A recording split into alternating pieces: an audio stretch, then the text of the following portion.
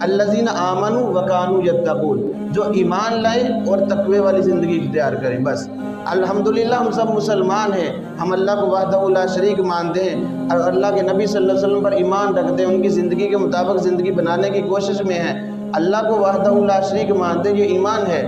لیکن ساتھ میں دوسری کیا؟ وکانوا یتقون، جو تقوی والی زندگی گزارتے ہیں، تقوی پر آ جاتے ہیں۔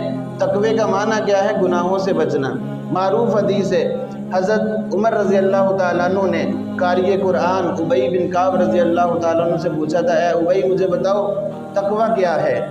تو انہوں نے بڑی خوبصورت مثال کے ساتھ بات سمجھی، فرمانے لگے، اے عمر کبھی خاردار جھاڑیوں سے گزرے ہو؟ انہوں نے کہا کئی مرتبہ گزرا ہوں۔ کیسے گزرتے ہو؟ خاردار جھاڑیوں سے، کانٹے دار جھاڑیوں سے کیسے گزرتے ہو؟ تو فرمانے لگے کہ میں کانٹے دار جھاڑیوں سے اپنا سمٹ کر گزرتا ہوں، اپنا لباس، اپنے قمیض کو ذرا سمیٹ لیتا ہوں کہ کہیں کوئی کانٹا نہ چبھ جائے، کوئی کانٹا نہ لگ جائے، کوئی کانٹا میرے قمیض کو، میرے کرتے کو داغدار نہ کر دے، پھاڑ نہ دے۔ فرمایا کہ یہی تقوی ہے، زندگی میں ایسے گزرو کوئی گناہ کا کانٹا ہمارے دامن کو داغدار نہ کر دے، گناہوں سے بچ بچ کر، سمٹ کر ہم نے یہ زندگی کا سفر پورا کرنا ہے۔